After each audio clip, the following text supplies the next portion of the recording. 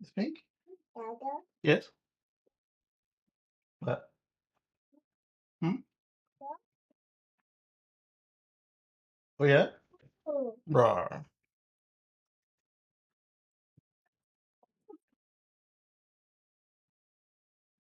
Oh, yeah?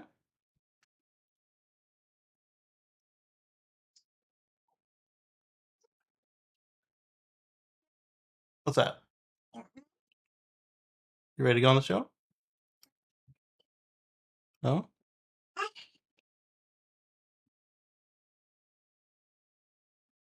see. Get the first story ready and then turn on the camera. Mommy Shark. No, not Mommy Shark.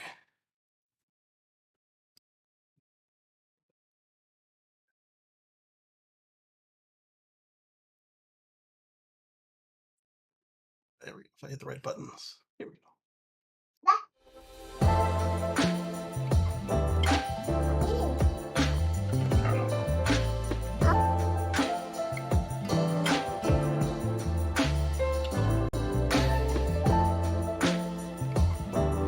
Yes, baby.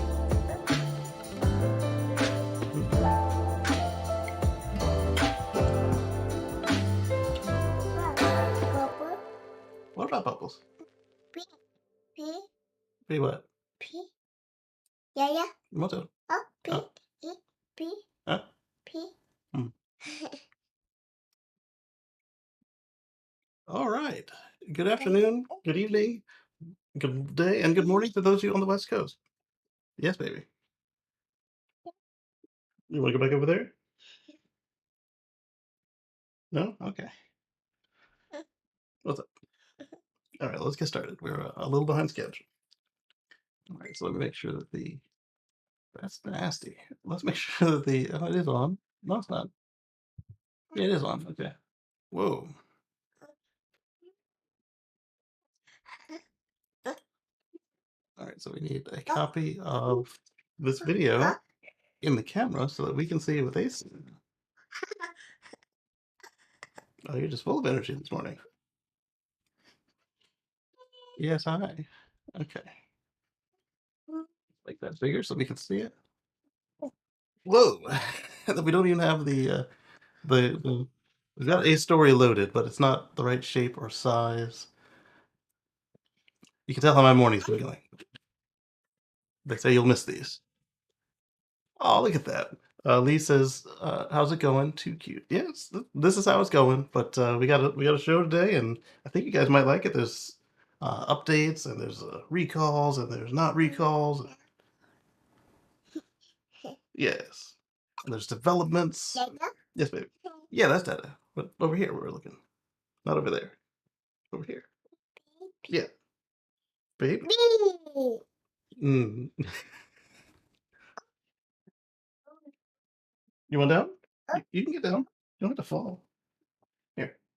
Rah.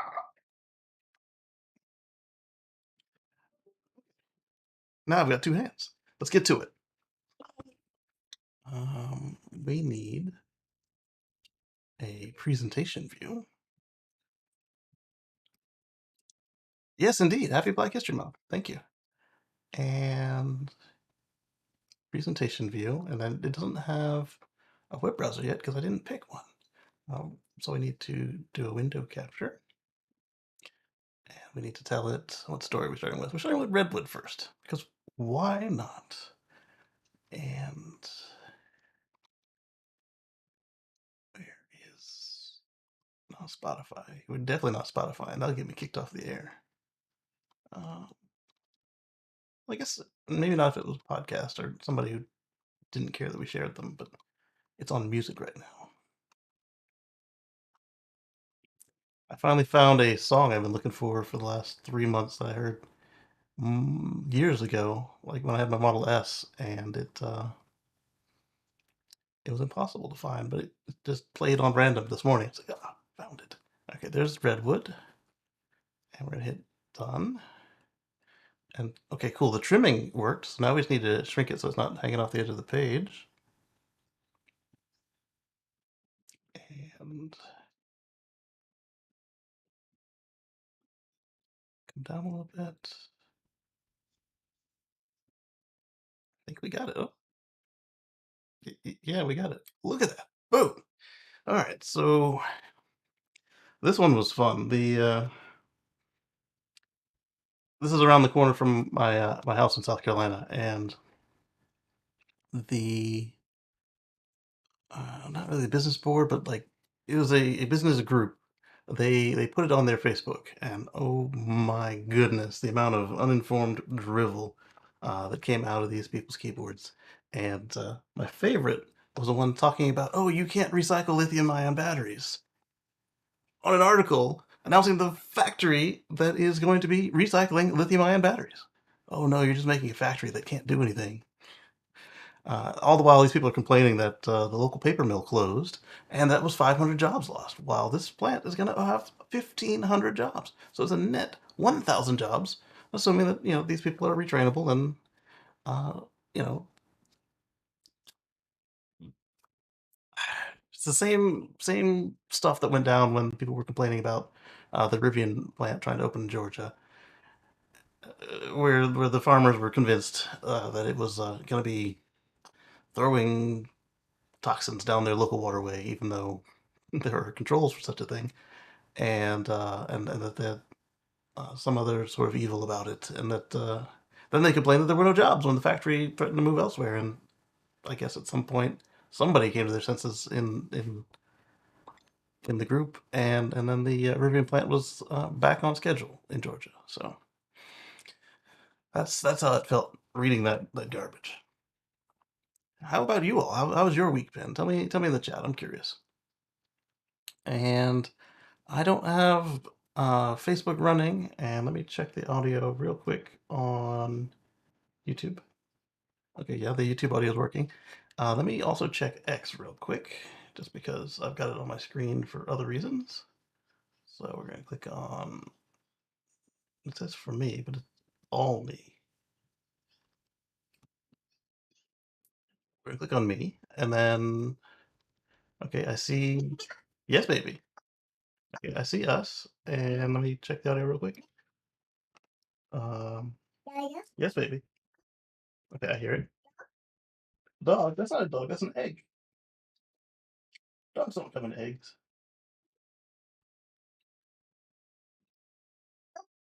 Yeah, that egg broke the ground. What's that egg, a rock? The dinosaur egg. Okay. Mommy? I'm not mommy. Dada? Yeah, I'm Dada. Dinosaur. Yes, dinosaur. This is a dog. All right, so that's the start of all this. The reason that we're even talking about it, we talked about this factory before. This is the one in South Carolina. They've got another one, I believe, in, I don't even want to say. I'm gonna be wrong. Somewhere more towards the middle of the country, and this is the one in South Carolina that broke ground. It's a $3.5 billion battery plant. Yes, babe. Oh, you want to call Grandpa? Okay. Well, he's this one here, and then you'll go in another room because we're on the computer, or you can watch YouTube, whichever one you want to do.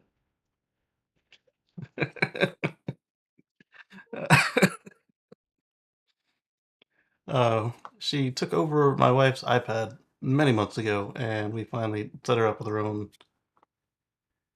playpen, if you will. And so the only apps she can run are YouTube Kids, the weather, and FaceTime, but only with family. And so she wanted to talk to her grandpa, but then she closed the app. So oh well. All right, so I'm curious now. They call it battery plant, and the other one called it battery plant as well. But my understanding was Redwood was just doing the recycling and the materials. Battery materials facility. That's what I thought. Uh, I guess that's shorthand for shorten it by saying batteries. Not unlike the Nevada materials location. So it's just another recycling facility. I mean, not just, but it's not making batteries. So yeah, I don't get I don't get what they're after with the. Well, I know what some of the Fudsters were about. I mean, this is a port city we're talking about. They unload cargo containers, they unload oil, and they have lots of car dealers that have probably opted out of their local, not their local, but their factories EV programs, as we saw with a great many Ford dealers and others who just said, nah, we're not going to do what the customers want. So that is the good news about Redwood. Now let's click back in here to make sure it knows what we're trying to do. And then we'll click on the next one. I didn't arrange these in any way, so basically they're going to appear in the order that I came across them or thought about them. So like there's something in here that had been going on for a little while that is like near the bottom because that's just where I decided to click it and put it in. Normally I try to kind of clump them together so that it makes sense, but you didn't get that this week. All right, so we got Redwood, and now, oh, a me post. What did I say? I said finally, oh, and new glasses. Finally, it's easier to see broken EV chargers with Electrify America's app update.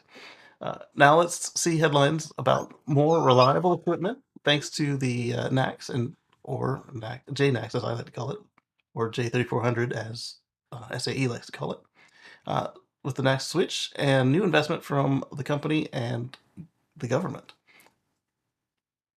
And this is on a tweet about an article about Electrify America has updated their app to make it easier to see which EV chargers are broken.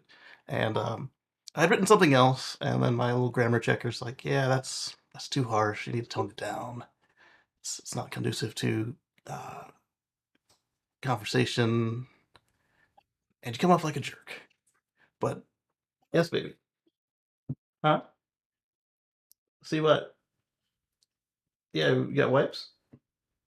You don't need open those box of wipes. We've got wipes already.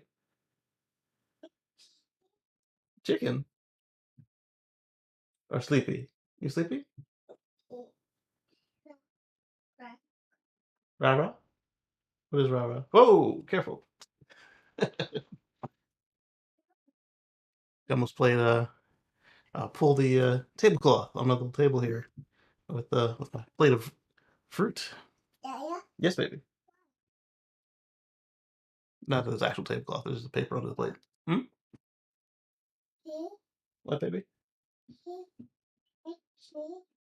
See what? You want to come over here? Now she's taking one of my light stands and using it as a microphone.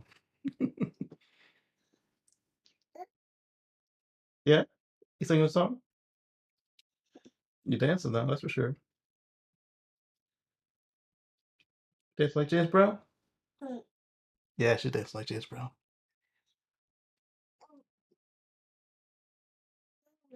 Where else do you get a sideshow while talking about EV stuff and green living? And like I said on the Tesla Life Show, we're not gonna stay on planet Earth. We have got some extraterrestrial stories as well. What's up? Okay, continuing on. So the little grammar advisor was like, "Yeah, this sucks. Tone it down a little bit." And that's how I ended up with the much softer tweet that you saw before. Let's take a look at this right here. All right, Electrify America's updated app shows you which chargers are broken. My whole thing was they need to work on not having broken chargers, and hopefully changes will help them get there. Let's see. Do they have any pictures of the app? They don't. That's okay. Yes, baby. What's up? No, you don't need to turn that.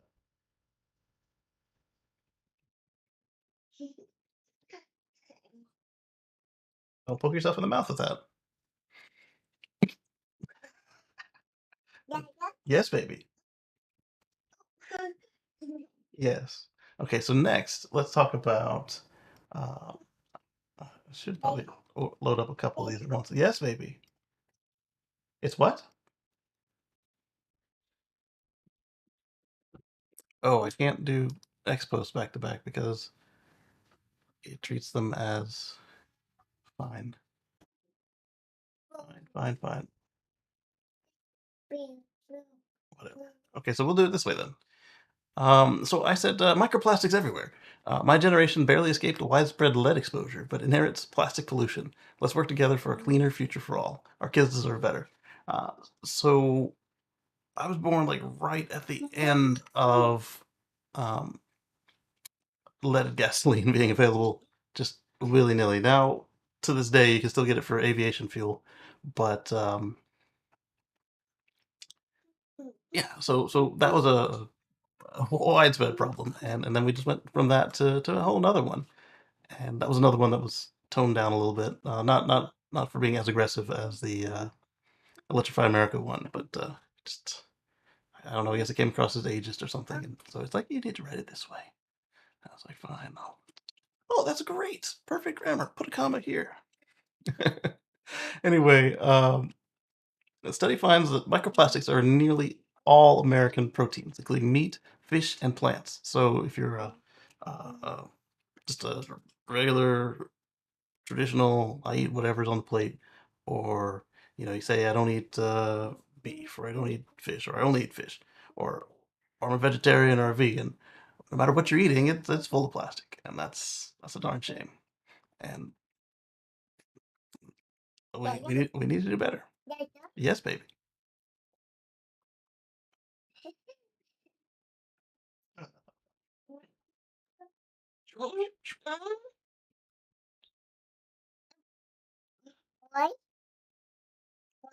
Water, water, water.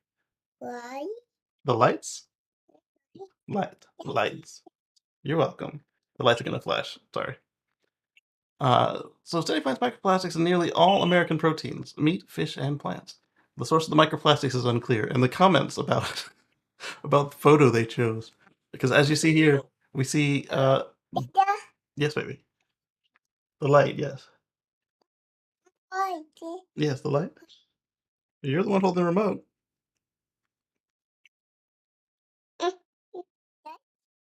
Huh? Dirty. It's dirty because there's all a bunch of stuff you're not supposed to be touching. I gotta keep taking out of your reach. My desk is dirty. So the comments were all pointing out that this, I'm assuming beef, but it could be pork. They're pointing out that it's all wrapped in plastic. But no, that's not the only reason why there's plastic in all of our food. Do you want your headphones? Because you've got headphones. Here. Whoa. Yes, baby. Here. Do you want to be on the show? You can be on the show. Nobody's talking right now except me.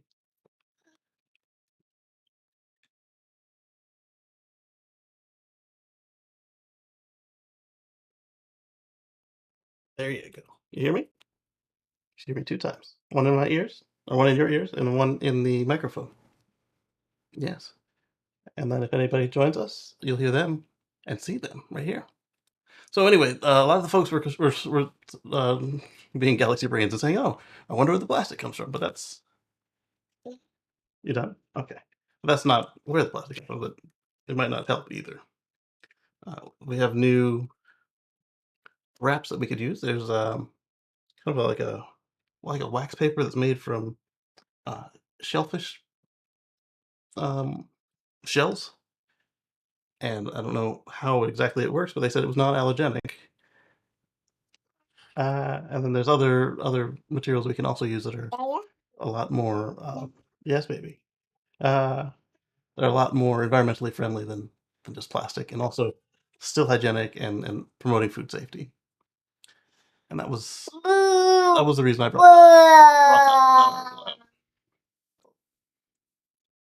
that.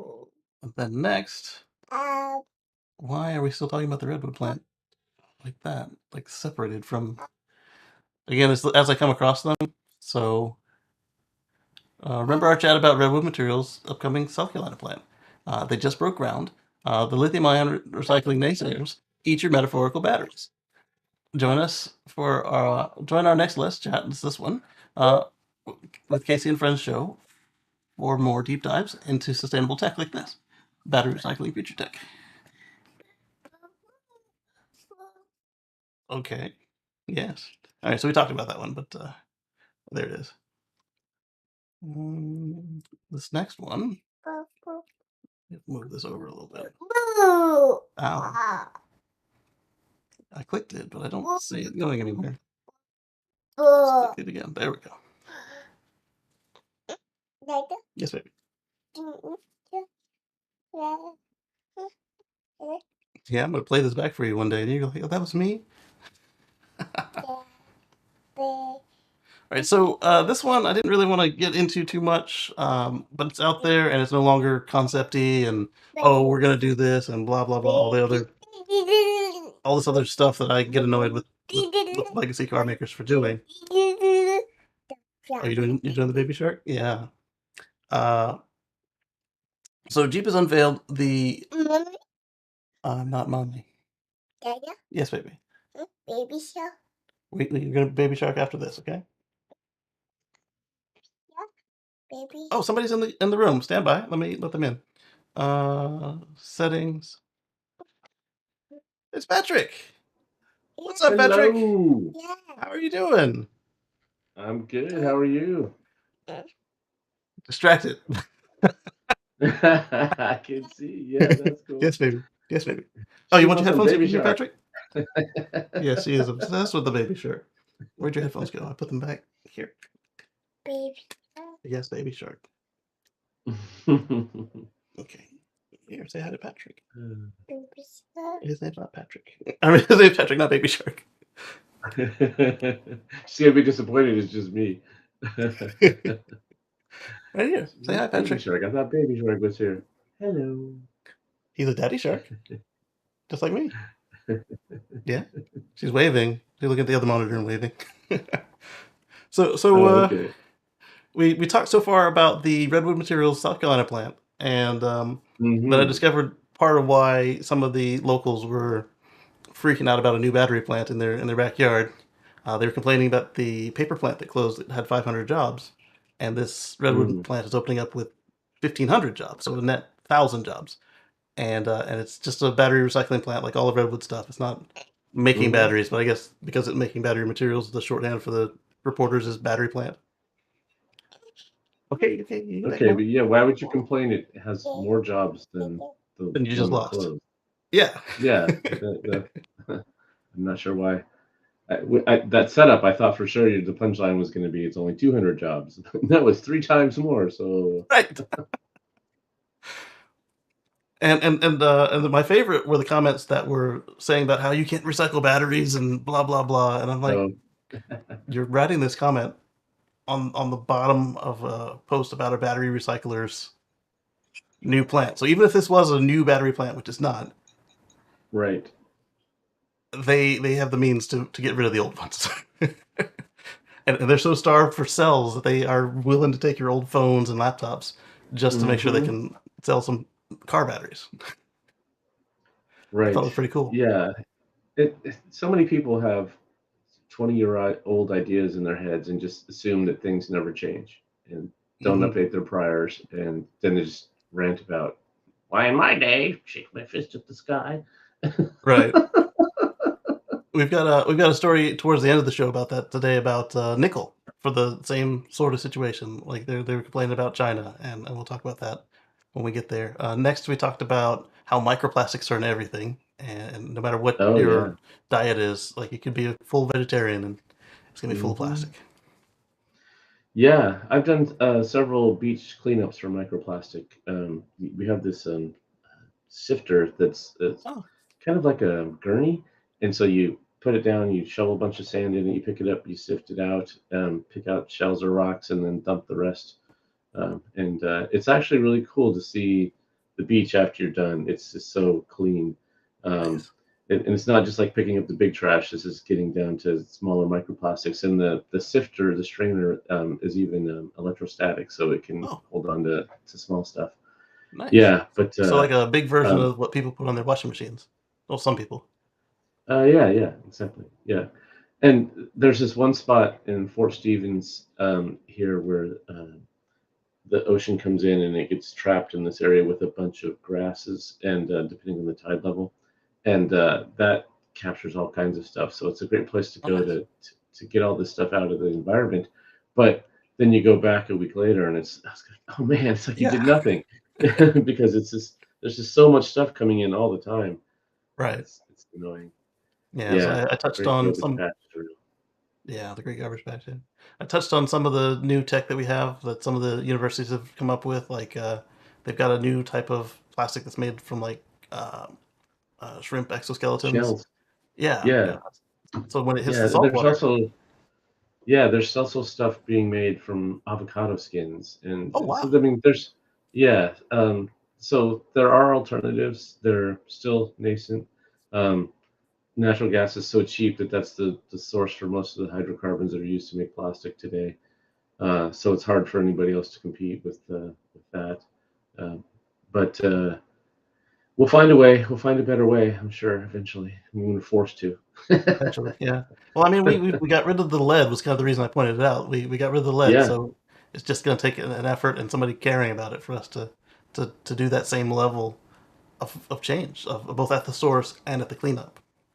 right. Yeah, the impacts to your body are more subtle than it was with lead, but there still are impacts. There's health Yeah, implications, endocrine disruptors. It can be carcinogen. I mean, there's lots of, it can cause weight gain and sleep problems. And yeah, so, depending on how much plastic, and we all have some in us, that you have, it can really, it could be a cause of some problems you're having. definitely. And we've seen some individuals where they did either surgeries or autopsies, and they found that it crossed the blood-brain barrier, so there's nowhere in Hmm. your body that's safe from it. Right. Yes. Once you start getting small enough, that is sadly too easy to do. Oh yes.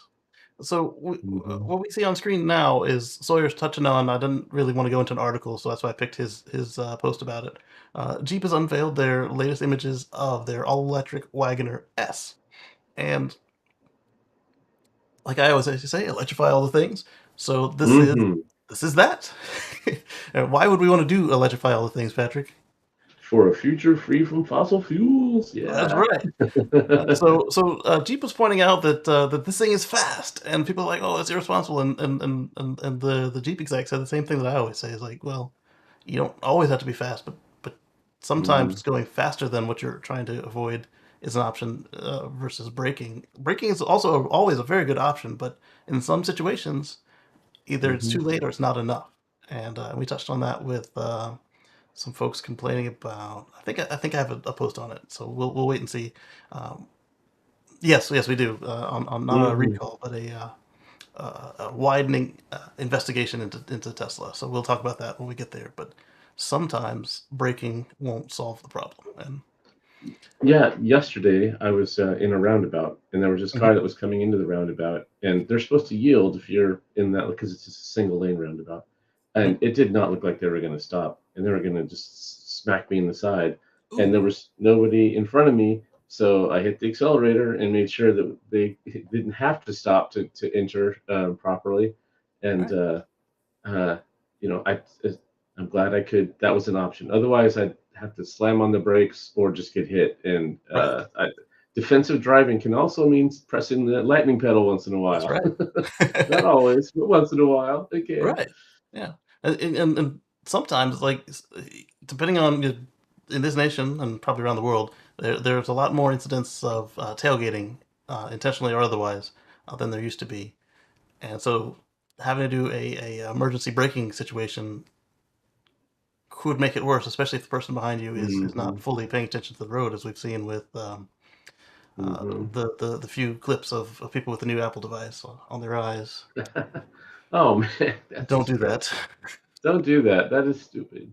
It's very stupid. It adds 12 milliseconds delay at a minimum, and on top of that, what if you get like a virus or something, and it or the battery dies or whatever, and it doesn't fail open. It fails into a dead computer on your face.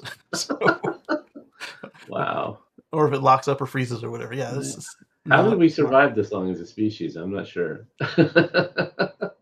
One of the replies was pointing out the people who used to read the newspaper while driving back before we even had Hmm. cruise control. So uh, obviously it's before auto steer. Yeah. Yikes. The other thing to worry about with that, not that it was a topic for the show, but if you've got a hunk of glass and metal on your eyes and the Mm. airbag deploys, Oh yeah. what do you think's going to happen to that thing? Hmm. It's not. It's barely calibrated for eyeglasses. So what do you think's going to happen with goggles? It's I not don't that. think Apple's crash tested those. Those are not required to be crash tested. I assume Yeah, that I've they are not at yeah, all crash tested because Apple said don't use yeah, this while exactly. moving, especially while walking. If you take a couple steps, it'll clear up a little bit, but then I've seen like the people do their recordings, and like if you take a couple steps and it fogs back up while you're walking, it's like, don't want that while you're Mm, driving. not at all. Yeah, and I've been in a car when the airbag deploys and got smacked in the face and had two black eyes for a week afterwards. So yeah, I can't imagine if I had that on and had that Was that embedded into my pre? face that hard. Was that pre or post glasses? Pre glasses. Yeah, Oh, yeah. So yeah, luckily I didn't have any glasses on at that time. Yeah. yeah. So other features of this thing are 600 horsepower. Sounds like a lot if you're into fossils, but as we know, if Mm-hmm. you look at almost any other electric, that's I mean it's mid range. Let's call it that Mm-hmm. for a performance vehicle. Um, Mm-hmm. 19 speakers, that's always nice. 0 to 60 in just 3.5. That's not the fastest, but it's up there, especially for something that's large. Yep, And it's it's focused on respectable. exactly. It's focused on luxury and craftsmanship. And they have not told us the range yet or the battery size, but I imagine they're going to be aiming for the longer end of the spectrum just because they're just getting into the market and they want to differentiate themselves as much as possible. And it doesn't look bad. Luxury and craftsmanship means high price tag. Exactly. They And with a didn't high say the price tag, price, but they're hinting already.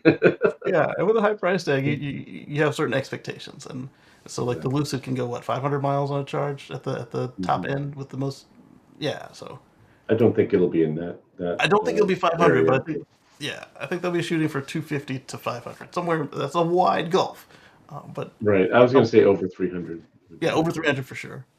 Doesn't mean they'll actually get it, but they'll get it on paper. Yeah. Yeah. And this cockpit, I mean, it has less buttons, but it still manages to feel like the inside of a jet. Just Hmm. I do kind of like the dedicated passenger screen, but Well, that's this is interesting. a legacy, so we don't know what kind of updates you'll ever be getting on this thing. I hope they do a good job with the software because that's Yes. where some cars have been falling down horribly recently. Yeah, and I'd much rather them do a Polestar or Volkswagen and delay the thing if the software is not ready at the last minute versus pushing it out there and then hoping they can fix it like a VinFast. Um, Or what was the one that just had a stop sale? Was it a Bronco EV? Consumer so yeah. Reports was talking about how they've had all kinds of problems with the software, and now you can't even buy them until they get these issues fixed. Then they'll restart sales. Was it the Blazer EV? Blazer, thank you. Yes, I think you're right. I said Bronco. I think it was the Blazer EV. Bronco EV I'd would be have to fun. double check. Yeah. Like a Jeep competitor, just full EV, like Wrangler. Yes, people love the off roadness. So then, Hmm. like I said, I didn't want to read an article on this one because it's not out yet, and I want to kind of see the reviews on it. But Chrysler did the right thing on this one.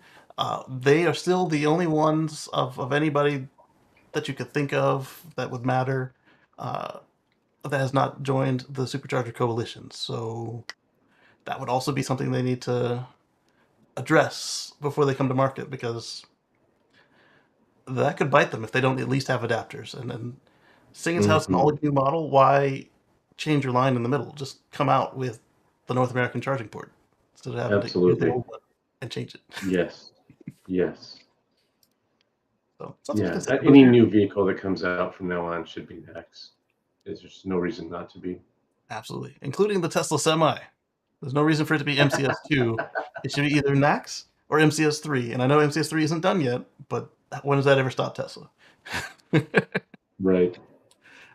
Here's a list of the cheapest EVs over 250 miles of range. And like we keep saying, 208, 206 is the sweet spot, and 250 is kind of what you want to aim for with brand new if you're going to keep the car as long as Patrick and I do 10 years and 5 years. Hmm. um, so let's just kind of cruise through this list, and it's one of the ones we like, Inside EVs, because they like to do charts and graphs, and Hmm. they may not be the first one around with some news, but they'll make it look good. That's true. All right, so first up, we've got the Volkswagen ID4. at 43,995 or 45,290 after taxes and destination. Sorry, just destination. Price including the tax credit is 37,790 with a range of 275 miles and 201 horsepower. So what's that about? V6 quality power, but instant. Well, Mm. instant with that roll on that they've got. They don't give it to you all at once. Hey, look at this. And this is wrong now because the price just dropped again. That's There's a good. reason I stopped putting all the Tesla price drops. I mentioned the ones that are like substantial, but Hmm. like as they go up and down $5,000. I mean that's a lot, but I would always be doing free ads for Tesla if I did that.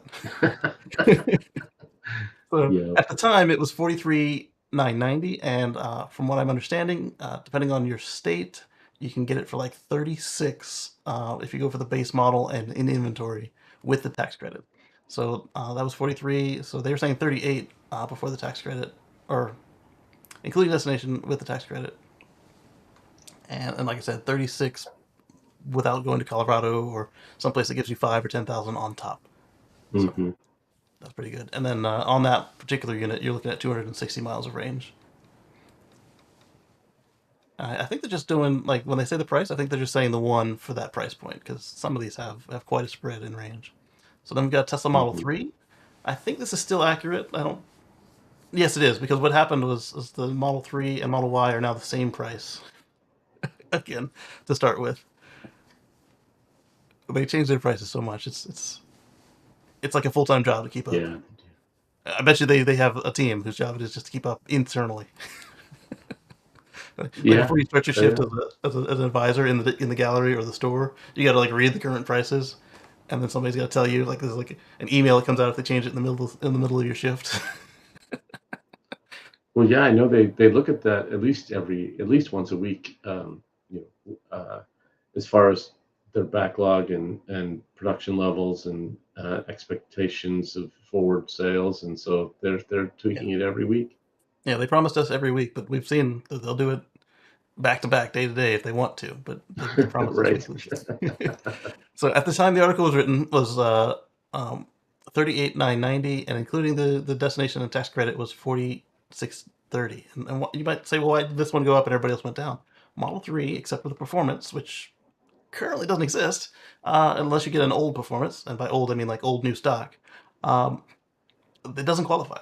We're not quite sure why. There's probably a sourcing issue. I don't want to say like Chinese source, but like something in there makes it not qualify. And I imagine that they're doing their best to fix that because so is everybody else who doesn't qualify. And what did we say when New Year came around? It was like 6 cars qualified, Right. Yeah, it and was a we're back up to like surprisingly 12 or low so number. now. Yeah, Yeah, that's good. yeah. Here's another one. The Polestar 2 was 4990, and after tax credit is 40 and 650. Range of 320 and a power of 299. And this is Yeah, number and 5. these prices, this is a new car. They are not cheap, but No, the average new car selling price is around 48,000, and these with the tax incentives are less than that. So, potentially. um, it's not if you're uh, minimum wage worker, these are out of your price range. Sure. Even though these are the more affordable EVs right now, but that'll change in a few years. Things are Yeah. the prices have kept coming down, and in And this is the 2016, year if you wanted that to you can buy a new start EV, buying used EVs that qualify yes, from exactly. Model 3s to Kias, Volvos, Hyundais. If they actually, I was gonna say if they depreciate it enough, but like literally, if you can convince somebody to sell it to you at the right price, it'll count. Assuming Yeah. that they're everything is in line with your income and their Hmm. status and the vehicle, because some of them still don't qualify even as used cars, but that's a lot more open than the new cars. All right, so we're gonna stop at the Hmm. Kia Niro. There's a lot more, and I'm gonna paste the link in the chat so you guys can look it up if you're actually in the market. Again, at the time this was published, so 39,600, 49,75 after destination, and apparently this one also doesn't qualify for the tax credit because that number didn't go down on the on the tax credit. So, but you're looking Yeah, a at couple of these are under 40,000 though. That's yeah, nice. I mean that's a great spot with everything being the way it is. Anders Hmm. says, "Good evening, good evening, Anders. Good to see you." Hello. Yes. Oh, I'm trying to put the chat in the wrong place. Apparently, still getting used to this new software. All right, there we go. And now let's double check to make sure we haven't missed out on like Twitch or Facebook or something. Um, nope, everything's on YouTube. That's fine. And next we've got Elon Musk says Neuralink just did. Oh, it just put it in the wrong spot. Let's move this. Well, I'm talking about Neuralink. If you want to get us started, Patrick, while I bring the article back to the correct window. Yeah, so Oh, they yes. have implanted in their first patient one of the neural link chips, and I think they said this one was called telepathy. Yes. uh, so at this point, I don't know that it's doing anything for the patient yet, but the initial reports were that it's getting good signals, which is promising, meaning that it might be able to allow them to type on a keyboard using just their mind instead of their limbs, which would be if you're paralyzed or um, otherwise unable to do that. You're trapped in your own head, and you can't tell people what you're thinking, and you can't tell them what you need, and if you're uncomfortable or need to be moved or whatever. So um, this has awesome potential, and I'm glad it's starting with the people who need it most, and not Yep. as just some augment for. uh, it's not like space tourism or something. Right. Right. So yeah, I have high hopes that this is a really good thing in the long run. Yeah, I'm glad they started with like I think the requirements for this particular test were you had to be either like Patrick said either fully locked in or at least a multiple quadriplegic, like where none of your limbs are under your control. So I think this would actually make it a dual Neuralink install because you got one to pick up the signals and then another below the break in your spinal cord to replay the signals so that your existing limbs would. That way they're not translating or anything; they're just literally just bridging the gap, and then they can go from there with Hmm. more functionality uh, including, like you said, telepathy, being able to send and receive messages from your like your phone or a computer, and just giving you a better quality of life than you had previously. Hmm. Yeah. So Yeah, I don't know if they released any details about the patient, and you have they to only. respect their medical Oh yeah, privacy. absolutely. Yeah. But it'd be Only, nice if this could be as transparent as possible, yes. just so we can all watch the technology advance. Yeah. They said recovering nicely. I'm hoping that the person signed a release so that we could follow along to some extent. Not like gawking in a zoo, but like literally just legitimately curious about this new medical advancement. Hmm. Because Exactly. the competition right now, you got like these big blocks like sticking out of your skull, and this whole thing is like once the person's hair grows back, you shouldn't know that it's there. Right. Yes, that's pretty cool. Yeah, they moved a lot of the processing um, off board, which is nice because if you can just get the data, raw data, then you can do have a lot more horsepower to do the processing. And these signals, you need some significant compute power to interpret them, what they mean. Definitely. You don't want that. You don't want to be carrying that around on your head. No. All the compute power needed for that. Like a small laptop strapped to your head. In other unexpected news, the Toyota BZ4X or Busy Force, as some people call it, uh, it's an unexpected hit in New York City. Like I didn't see Huh. this coming. Yeah. It gets cold in New York City, and that means that you slow down in your charge. But I'm assuming this is a mock-up, but it could be a actual graphic from the website of the New York taxis, and so I mean I'd much rather be in this than a Crown Vic, definitely. Hmm. So let's see, what do they say Pretty about cool.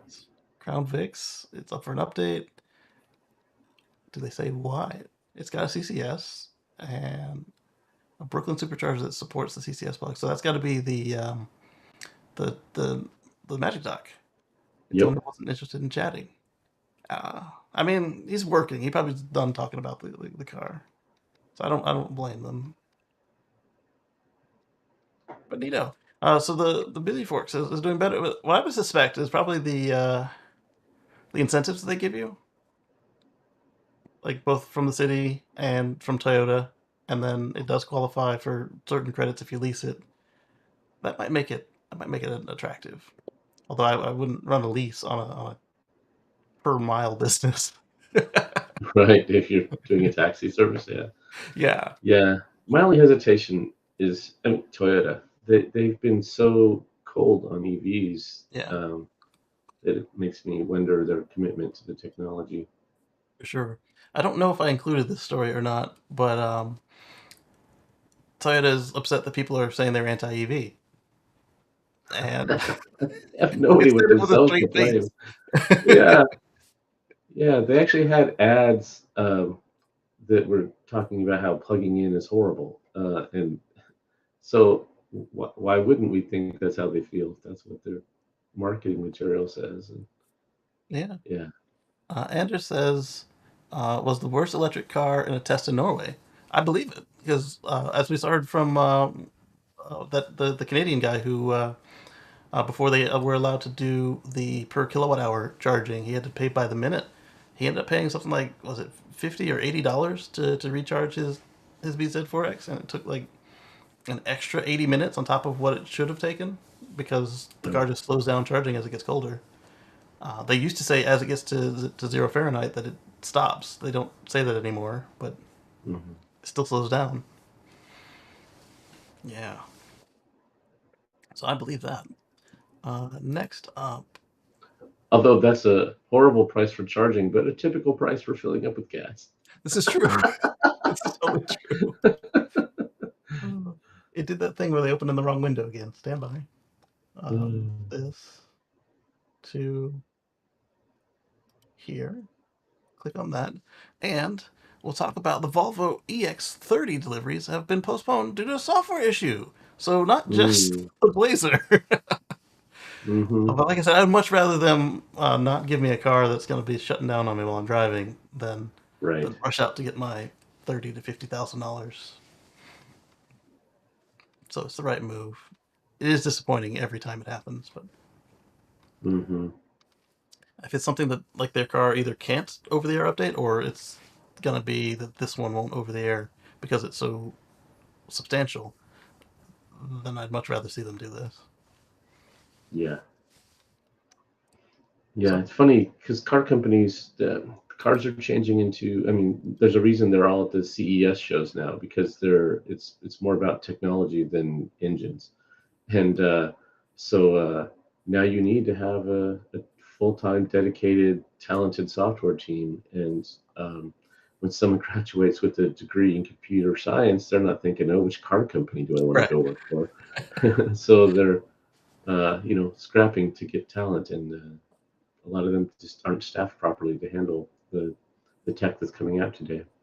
So right, they rely on suppliers, but then you have 200 suppliers, and they all have different systems, and they're not designed to communicate together, or they have minimal interfaces for that over a CAN bus that runs at 1 megabit or something horrible. yeah. And that's part of the reason why Tesla is so popular with new grads, and gives them a leg up Hmm. over everybody else. Because Yeah. even if they're not thinking about working with Ford, now I guess in GM's case, Delco's got to go fight Tesla and Intel and Microsoft and Facebook and everybody for these new grads. Good Hmm. luck. Hmm. So here's some good news. You can now buy a used Mustang Mach-E for well under 30,000. So we were just talking about being able to use the tax credit for used cars. Hmm. Here's a American EV. I think it's Mexican, but they're part of the North American trade agreement, so they'll be fine. And Ford's electric crossover is now available for nearly half of its original MSRP. But should you buy one? Question mark. And we also want to say, I think it's coming up later in the show as well. You can now get your adapter for your being able to charge your Mach-E on the Tesla Supercharger network. Uh, you go to Ford and you give them your VIN number, and then they'll mail you. an adapter. We haven't seen anybody That's receive pretty one yet. cool. Once we do, we'll talk about it.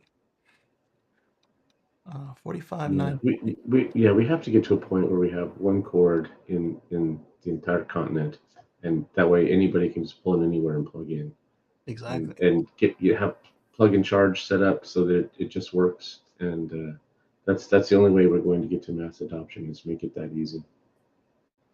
If you Exactly. have to understand CHAdeMO, CCS, NACS, and voltages, and whether it's AC or DC, and all these other things, and do I tap? Do I swipe? Do I have an app? Do it?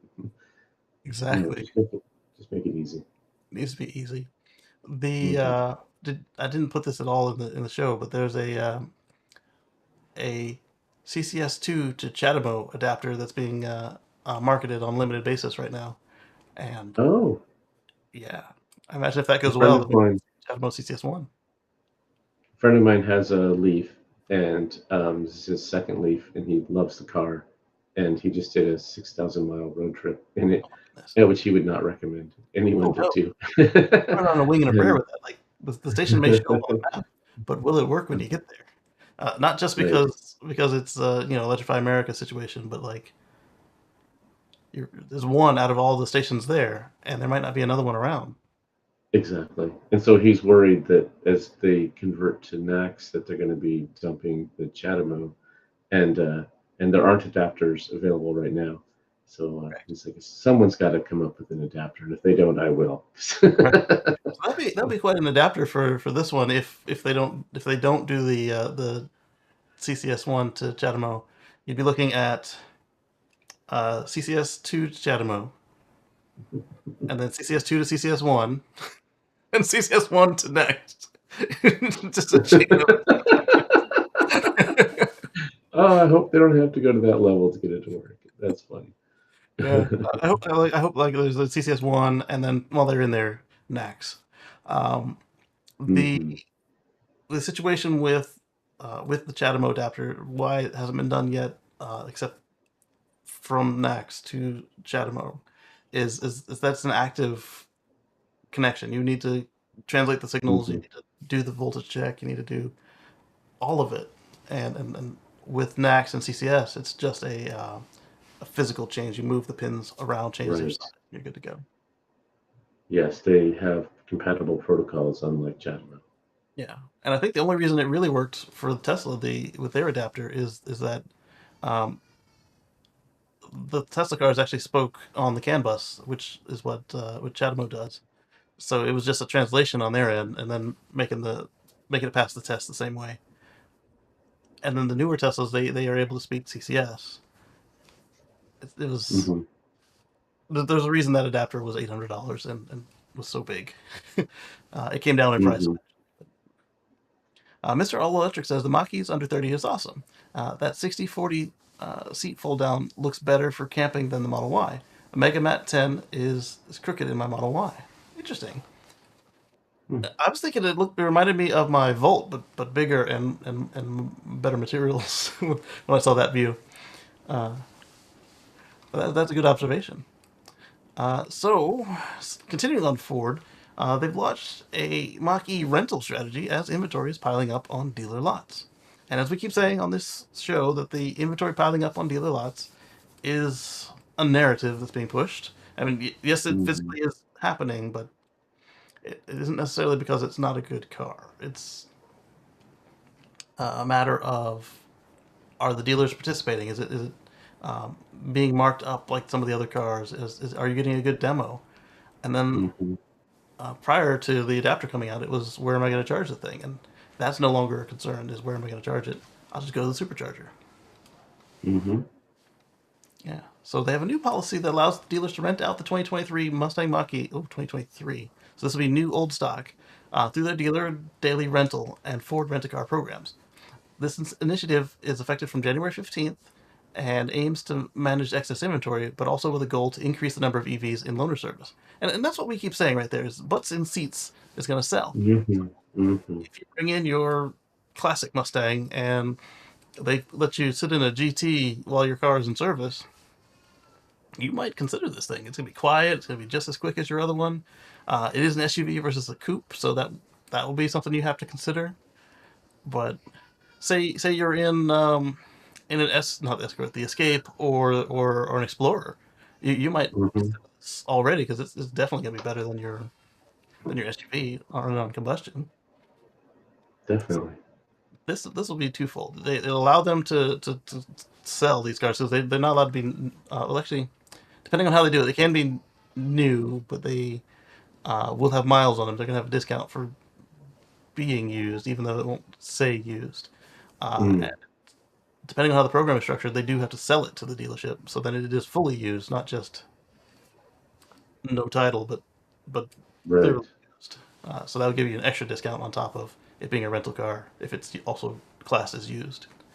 And the reason I put that nuance on it is when I was working at dealerships, some of the cars were just that they were new cars with miles, and others were uh, sold into our rental fleet for a period of like 6 months to 9 months, and so they weren't just a temporary go around the block for a month and come back.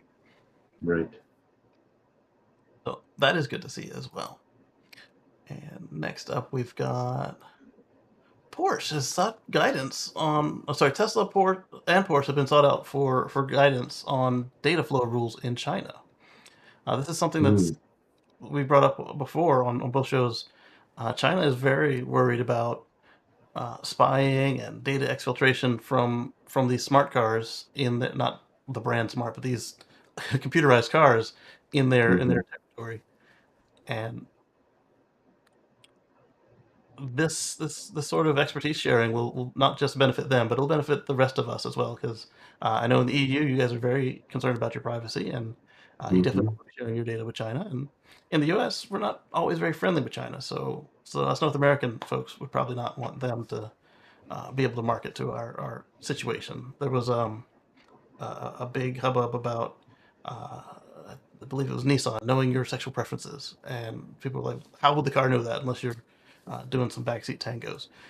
And the matter is, no matter how they found out, I don't want them sharing it with anybody else. So, Yeah, that's just weird.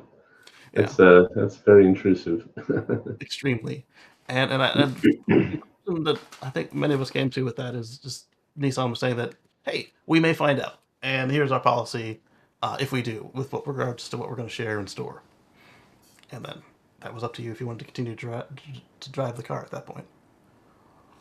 Yeah, at least they are putting a policy in place. That doesn't mean they're seeking that information. I hope Those are they're two not different seeking things. it. Yeah, they should be worried about my car buying preferences, not my bedroom activities. Right.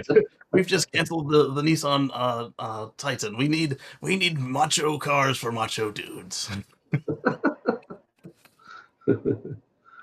I'm gonna stop there before we sail right off a cliff. We're going up to the edge. Oh yeah, we got there. Also, this driverless tractor will haunt your dreams of the robot uprising. So this is another one of those Alibaba Express deals. It looks like from Electrek, and I like to share them sometimes. And this Some of one, those are funny. some of them are, and you know, a little driverless trash truck, not bad. I mean, because some of the stuff you might be using a little Bobcat for, you might not want to be directly behind it, especially like if you're like dumping stuff into like a smoke pit or something. I don't know. Mm, Let's look at the price. 300 amp hours or 420 amp hours. I don't like it when people measure batteries in amp hours or volts. me neither. Give us watts, watt hours, or Hmm. kilowatt hours, Hmm. or megawatt hours. Because Right. Yes. there are Yeah. vehicles like that. What?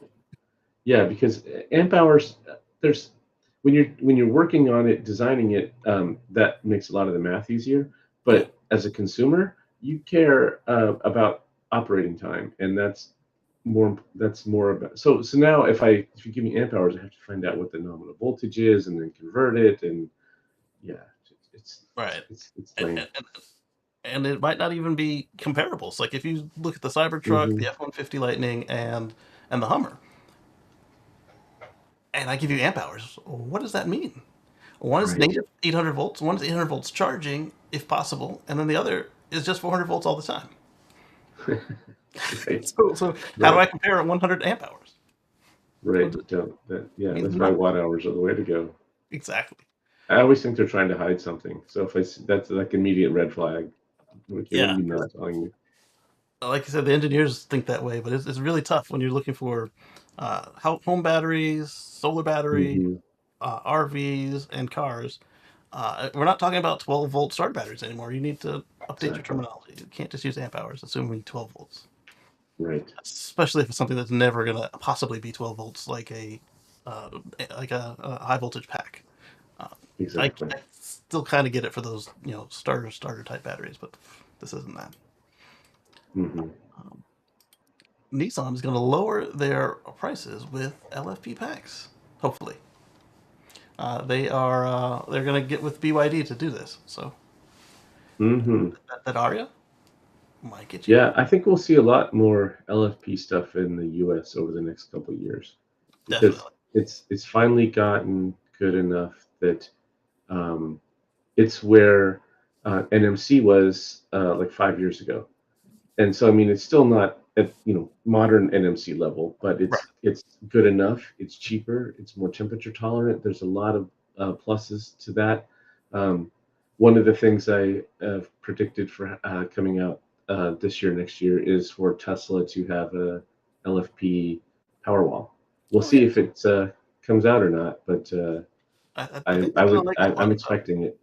Yeah, because What's the that? Mega Pack is available with LFPs, and Hmm. the Mega Pack, or at least the Power Pack, and the Super Power Walls used to share modules. Uh, I don't know if Hmm. they still share the architecture or not, but if they do, or if they're still close enough, they half the work is already done. Yeah, Yeah. this is pretty Not cool. everybody needs an advanced battery because, like we saw, some of these cars don't have the acceleration. They just want some range and some low prices. Hmm. There's Right. a butt for every seat.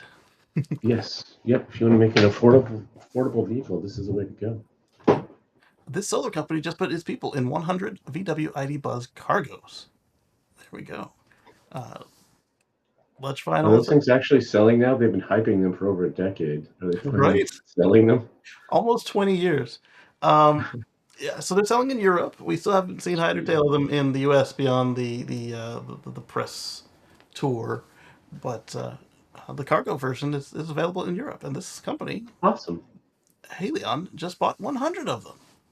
And I'd much rather my solar guy, if he's assuming he's not coming up on foot Oh to yeah. door-to-door sales, but like the actual solar guy I looked for and showed up to do work, I'd like to see them come up in an electric van rather than a diesel van or a big honking pickup truck, if possible. Yeah. If you're a contractor right now, though, there's not a lot of options. So I'm not holding it against them. But Right. that a few years from now, I certainly will be. Exactly. There's so many EVs coming out now. The Ford Lightning, the Silverado EV, the Cybertruck. This is another example. So, yep, if you want to have eco cred, you better not be driving a diesel. Exactly. Unless it's running on French oil, but even then, it's still putting out stuff Hmm. in the air. So what are we looking at here, Patrick? What do you think? Guesses? I uh, I'm watching the YouTube Yeah. Oh, so it's gonna be slow. feed, and it's like 30 seconds behind. So I'm still seeing the ID Buzz stuff. So I'll start describing it while we wait for the screen to catch up. We've got obviously a prototype car of some sort. It's got these Goodyears with what appear to be hub locking wheels, and it's got a big old wing on the back, and what appears to be like a carbon fibery top.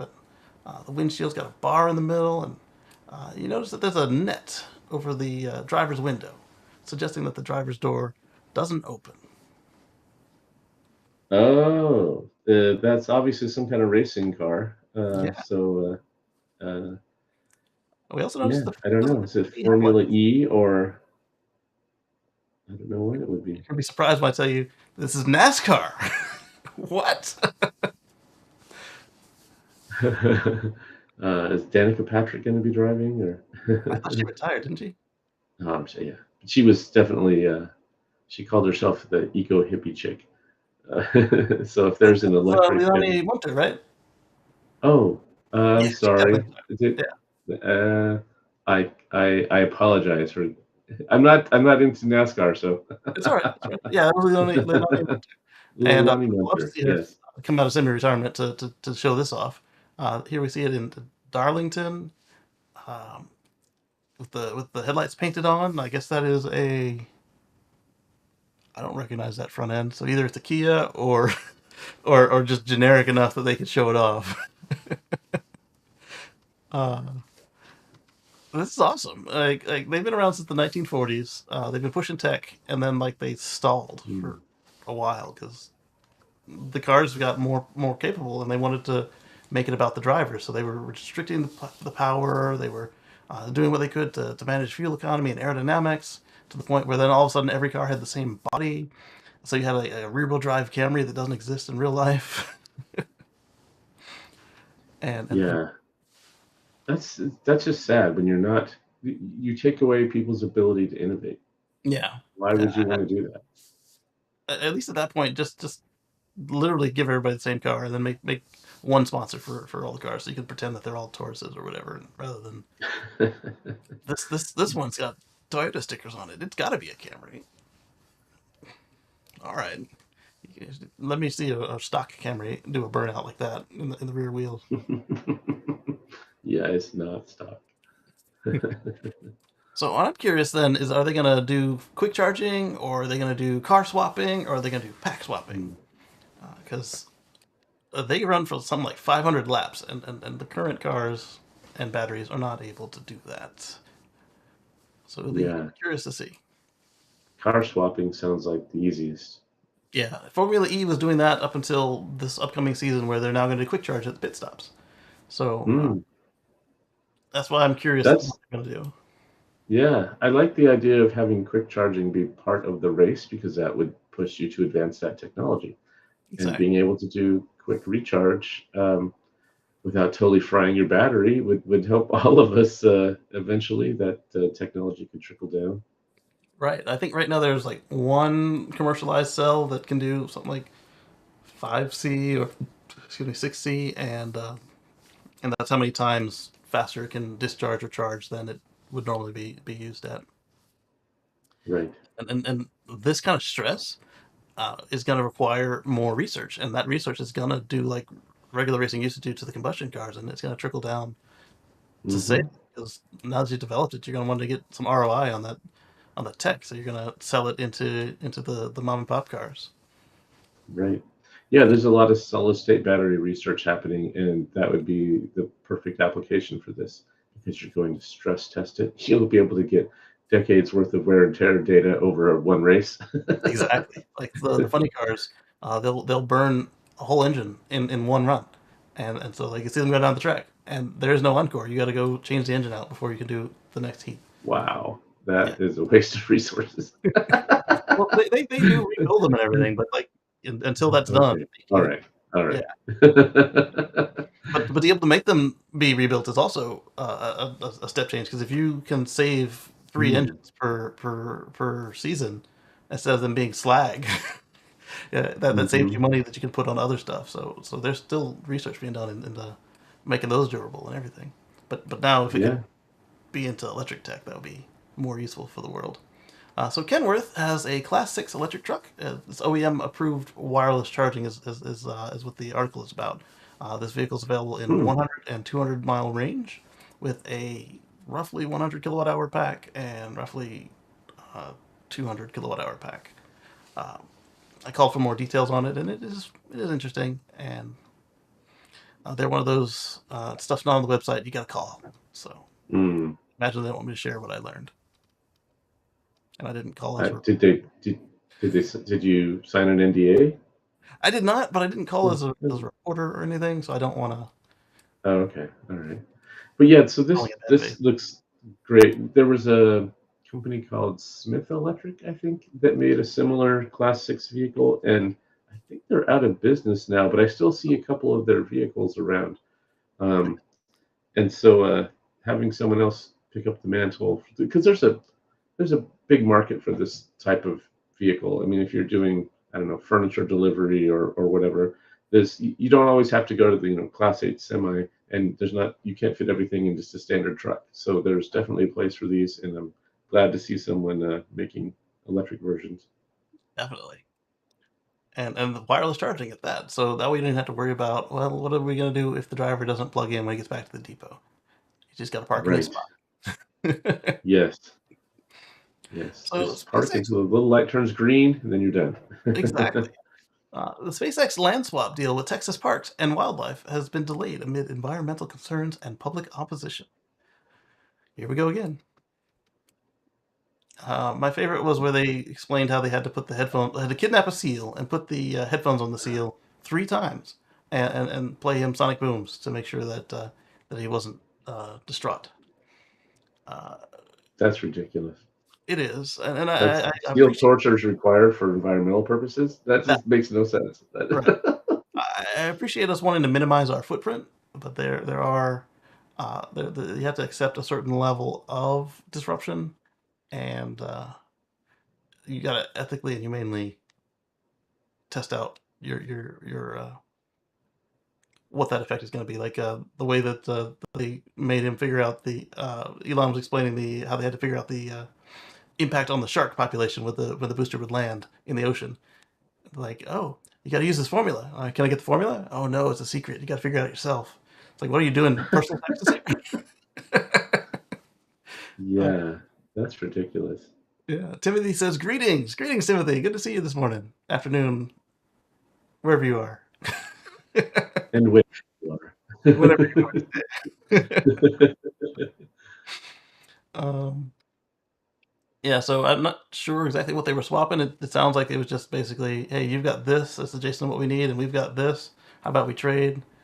And and now it's subject to same thing we saw at Giga Berlin. Oh no, we've got the mating of the hornbilled ant or something.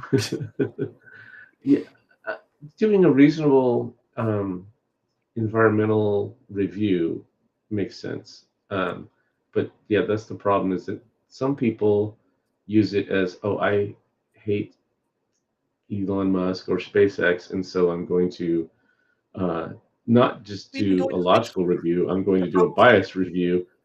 here. Yeah. And those people who say that sort of thing about, oh, why are we going to space in the first place? Yeah, we have problems here, but look at all the stuff that we've solved by going to space. Hmm. Hmm. GPS doesn't work without the satellites up there. Some types of tech we wouldn't have. Medicine, uh, Hmm. we have got benefits from space, even though every person hasn't gone to space ourselves. It's not all Yeah, about. that's the whataboutism argument, and it's a logical fallacy. Uh, th- th- so I've been driving EVs since 2007, and back then there was this, oh well, they don't make sense until the grid is perfectly clean. Like, no, we can do both. We can green the grid and start changing the transportation system so that the two meet in the middle because they're both going to be multi-decade efforts. Yeah, So you don't just say, "Oh, I'm not going." So with space exploration, you can do that, and you can work on whatever problem you want to on Earth, whether it's microplastics or homelessness or social justice, whatever. yeah, It's not a this or that. They're not at right, odds with each other. Especially when you have a company like SpaceX, where it's yes, they have government contracts, but it's a private company, right, so it's not like um, taxpayer dollars are going to fund them, and unless they're a project that taxpayers want to have done, and then it's bid, and they're when they get it, it's because they're the cheapest or best option. So exactly. yeah. Anyway, the whataboutism thing is really annoying, Yeah, and you hear it all the time, and it's what's the word? Specious argument. So on the surface, it seems to make sense, but right. if you actually think about it, it doesn't. And the problem is not a lot of people take that step to actually think about it. They're just like, oh yeah, that seems like a good Right. Yeah, and in this case, like you said, microplastics versus rockets, they're not even related. And then like you said with your early EV versus gas, it's like, oh, it's not perfect, so let's not do anything. Like, hey, this is Right. slightly cleaner, it's working on it, steps in the right direction. Oh, so let's just keep spewing carbon into the atmosphere, and it's because it's not perfect. Let's do nothing. Exactly. Yeah. And yes, the grid's not perfectly green, but I have solar panels, and Exactly. yeah, and I made sure that actually I got solar panels after getting my EV because of this. Okay, I want to be able to say that I'm uh, getting zero carbon fuel for my EV. Right. And like all the EVs in Hawaii immediately went coal free when we were talking about that battery plant, that when that last coal plant shut down. So like Exactly. they all did it at the same time. Whereas Uh-huh. with combustion cars, that only happens when you make a new one, or if you can somehow pass the laws on their rebuilds. At the rebuild, it needs to be this way, and Yeah, the way we're exactly. set up right now is it only affects the new vehicles. Yeah. Right. So then we've got the Model 3, the new one, aces the 70-mile-an-hour range test. Mind you that the actual range tests are only done at 55 to 65 miles an hour, depending on if we're talking about the classic test or the new test. Hmm. And so 70 in the middle of winter is not typical. I mean, it may be what we do, depending on the speed limits of where you are or how immune to tickets you feel. Um, right, right. It depends on the speed limits mostly. The Yeah. so for the Model 3 to do well on this test is great. So they added the upgraded Model 3 long range to their website in Canada and the US, and it's listed at 548 kilometers, 341 miles on the new cycle, and not necessarily the new test, but the new formula, because the formula was updated for the old test and the new test, and it's not clear to me which one they're using. Uh, so Dan, from What's Inside, he traded his Model S Raven for a Model 3 Highland, and he refuses to call it that for because Elon told him not to. Whole argument going on X right now about that. Oh, um, what do they want it to be called? Just the new well, Model 3? Dan doesn't believe it's called the Highland because Elon said it's not. But then people are showing him the parts catalog where it says, "Hey, front bumper for Model 3 Highland," and he does not accept it. Did Musk tell him what he should call it? Oh, I The mean, it Model, was an internal code name, and I can see him not wanting the public to use that, but they have to give a better. that's how you differentiate them if you want to order the part. In Hmm. Europe, the 2023 could be either one. In the US, it can only be the old one, but uh, Right. the parts catalog tells you it's the Highland. So Yeah, that's good enough for me. yeah. So he drove it all the way down to zero after full charge, and he drove 70 miles an hour, and he went through 74 kilowatt hours, traveled 327 miles. So let's compare that to what the thing said, 332. So that's not bad because he was from Hmm. 55 to 60 miles an hour, and whatever winds were there around Vegas. It's not bad. It's 14 miles, 96% of the rated range at 70. Again, uh, they don't test at 70, so that tells you that either they started to put in that fudge factor that everybody else has been doing, or um, the new test is just better. Because what we saw is they went and adjusted all the numbers for even Hmm. existing cars. I talked to folks who got out to their Model Ys after a software update, and it showed less miles, and like, did it eat my miles? No. For whatever weirdo reason, they just went back and adjusted the existing cars. That uh, even Tesla didn't used to update cars in the field to the new test, and they've been doing that lately, and it's new. Interesting. Yeah, it's unexpected. I think that was Yeah, it the is. but that and the person wasn't sure that their battery didn't just degrade overnight. I'm like, no, as long as you weren't running it to 100 all the time, it's just a displayed number. The guess is more accurate now. Yeah. And I wish the EPA test were more real world. The fact that you have to work pretty hard to meet the EPA rating means that the test is not good. Right. But it's not as bad as some of the others that are out there. That part. And so WLTP, yeah. WLTP and the Chinese one, oof, Hmm. they were Highly like, optimistic. the Model 3 can do 500 miles on a charge. In what universe? What planet? If you're driving all downhill for 500 miles. Um, and then that was what this whole adjustment for the 2024 model year was all about. Was that they wanted to make it so the manufacturers didn't have to do new tests, but so that us consumers could more reliably figure out what we'd be looking at. And so that's why they did this. The only weirdness about it is that Tesla went and pushed it to the cars in the field, which Hmm. if you're not aware that they were doing that, it's incredibly creepy. You're getting your larger car, and all of a sudden it has 20 miles less range than it did the night before. What's going on here? Yeah, the funny thing is, it has the actual exact same range. Yeah. What's the only thing that's different is the display. So in the estimate, yeah. Yeah. I'm curious. So does that mean my Model Y is going to get this update, and they'll change the display range? Because You may it's have a done it while you weren't paying attention. maybe. Yeah, Yeah. I I've heard track one all Model S the. representatives that did. Hmm, Mine hasn't been in miles for a long time since they delivered it, so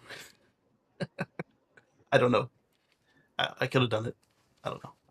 Uh, Oxford claims that the world record claims the world record for solar panel efficiency. They have claimed 25% conversion efficiency um, over a typical 16 to 24%. that's really cool. Congrats Yeah, to them. every one of these advancements um, moves us one step closer to having cheaper solar panels, being able to produce more with the solar panels we have. It's that's good stuff. Yeah. So, confusingly, they have more percentages on the site. uh, they could theoretically hit over 43% efficiency, leaving traditional solar silicon cells with a theoretical limit of less than 30 in the dust. Okay, so that's Pescovite. So that is a huge uh, achievement because the Pescovites are cheaper and less durable and blah, blah, blah, because they're a new tech that's being researched and worked out for commercialization. 25% matches the very best experimental panels or the very best like expensive panels, like say you want to throw them up to space or something. Yeah, Uh, exactly. yeah. Yeah, So that's where the solar panels that go on satellites are not the same that go on your roof. They cost a right. whole lot more, and just to get a little bit more efficiency because they need it, and they if every ounce they can save in weight or gram or whatever to get something into space is expensive, so it's worth to spend it to have the more efficient panels.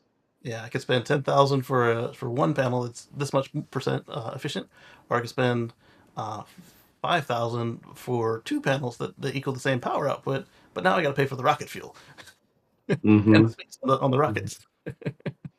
So you're gonna go for the biggest and baddest you can afford.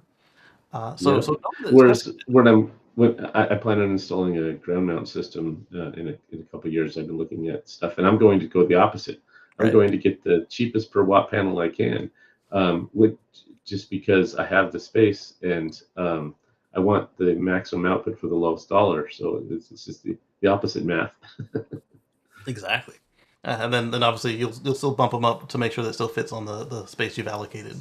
So he's not going to go for like 11% panels, but unless he's going used, but he might go for a 20 instead of 29 whenever this happens Hmm, because hmm. it'll be cheaper.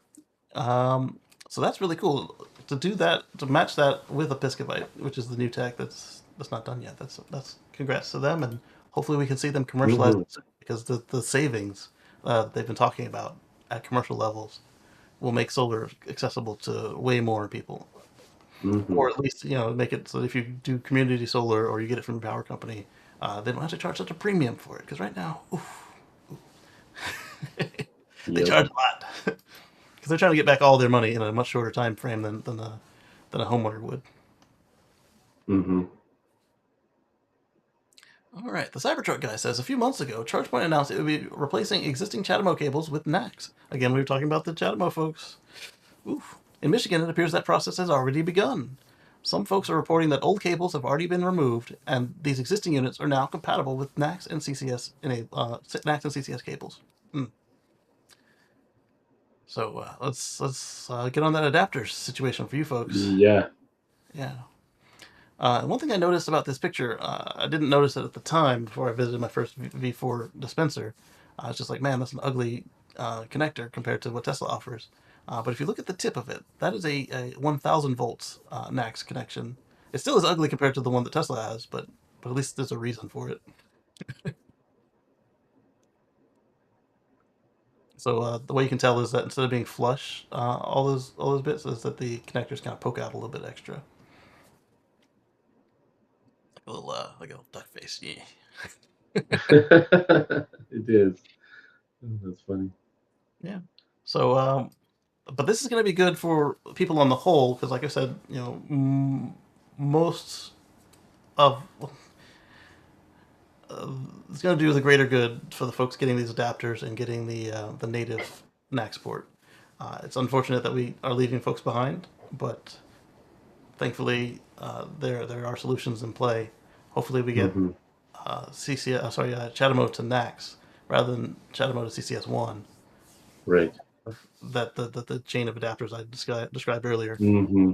functions, I and wonder hopefully if CCS2 to CCS. anybody else would do a Magic Dock um, setup. I mean, like if ChargePoint or um, Electrify America or whoever, they that seems like a pretty elegant solution because the Yeah, adapter's built in, it locks, it allows you to do both.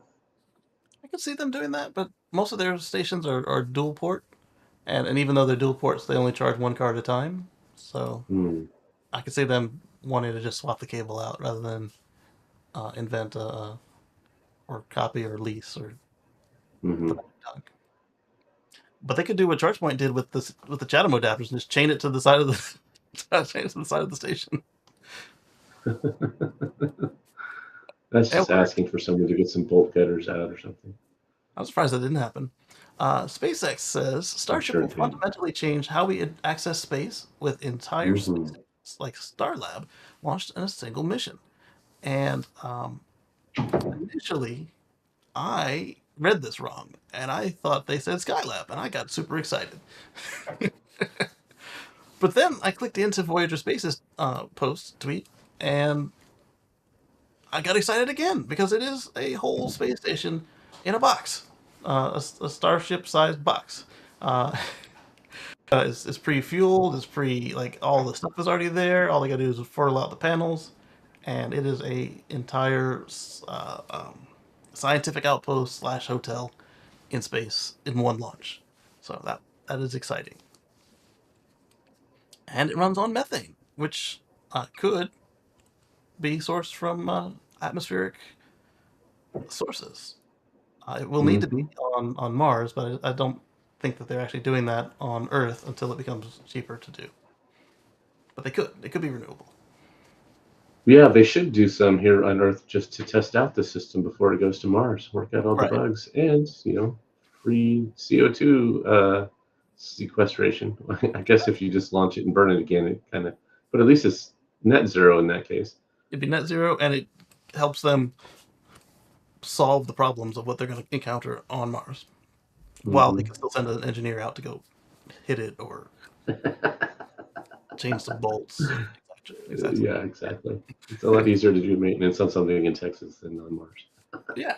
And so then Starlab themselves was quoted by Voyager Space, and so the Starlab they have a YouTube video that was quite engrossing, and I'd play it, but it's got music in it, and well, Mm. go check it out. Yeah, Uh, I don't know if you saw the Jeff Bezos interview on Lex Friedman's podcast, but he was talking about how getting stuff to space, that there's the bigger you go, the better, the more efficient it is. And this is the perfect buy in example bulk. of buy in bulk. Oh yeah, that's funny. Buy Yeah, space in bulk. yeah, I I like need it. my space. So congratulations to Blue Origin. They just had some tests of their BE4 engine for the first time. It's late, but hey, better late than never. Is that the BZ4X? Would you say? No. BE4. I've saved the interview, but I haven't watched it yet, so I need to go back and make the time. Lex has some really engrossing interviews, and even though you can put them on in the background, I end up not doing what I'm supposed to be doing while it's playing. Yeah. I've got about 5 minutes and I got to run. All right, it was been great having you on. Tell them about the carswithcords.net while I tell them about, or let them watch this video about the Polestar 4. Okay, I blog occasionally at carswithcords.net. You can see it right there. I write about my path towards a future free from fossil fuels. My tagline, yeah, hashtag 5Fs. 5Fs. So what do Yep. you think about this Polestar 4, starting at just 59,000 pounds with a 100 kilowatt hour battery and a 379 WLTP range, 0 to 60 as little as 3.8 seconds, starting in August? Yeah, the Polestar vehicles, I have not driven one yet, but they seem pretty compelling. I like Yeah, the fact that they're, I think all the Polestars are 100% EV, right?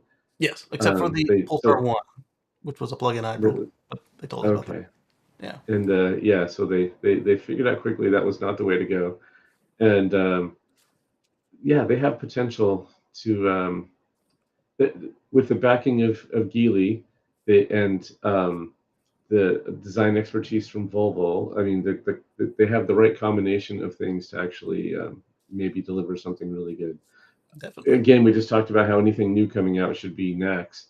So if Yes. they're going to sell it here, I don't know when is this vehicle coming out? I think it just started, but they've already promised Okay, adapters and a path to NACS, so this one will okay. be NACS native. Um, weird thing I didn't put in the notes, but they just Volvo just sold their stake in Polestar to the parent company, Hmm.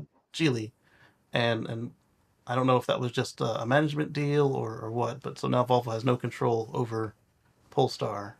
So we might start to see some divergence between right now the Polestar and the Volvo EVs are pretty close to each other. Like say back in the day, the Ford and the Mercury, it was just basically a different badge Yeah, with a different interior yeah. now.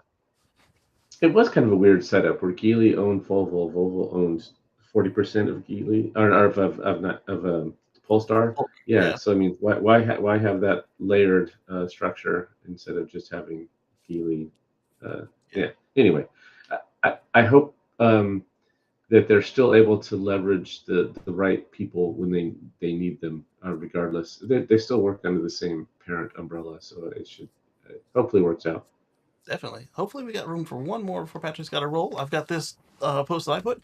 It's happening! Jim Farley has confirmed that the Mustang Mach-E and the F-150 Lightning owners in the U.S. and Canada can soon reserve their complimentary NACS adapter to access the superchargers. This is a game changer for EV adoption, expanding charging options for Ford drivers. Stay tuned for its reservation details and get ready for the experience to experience the supercharger network.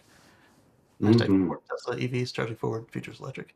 Our friends over at Transport Evolve said that they've already ordered theirs, and I've heard a couple other people say they've ordered theirs, but at the time, Farley was very clear that details were coming soon. But maybe because they are influencers or in the media, they were able to test drive this process. I don't know how these folks were able to get their orders in.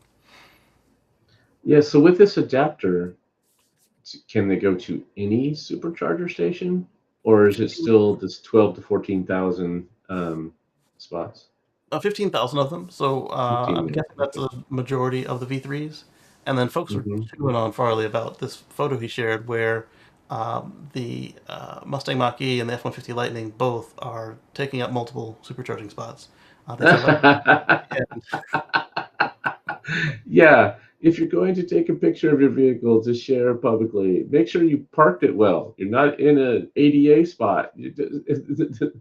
Come right, on, this comms 101, people. right. And here they're legitimately parked, but the problem is this guy on the Mustang Mach-E is taking up spot 3D, and then the Lightning is taking up a similar spot where now the proper user for 3D comes up and the cable's already attached to another car Hmm.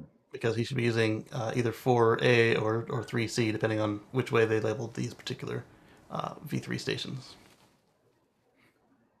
Yeah, So so now that Tesla's won the charging game, yeah, I'll just say that whether or not I wonder if the next generation of EVs from non-Tesla manufacturers will move their charging port.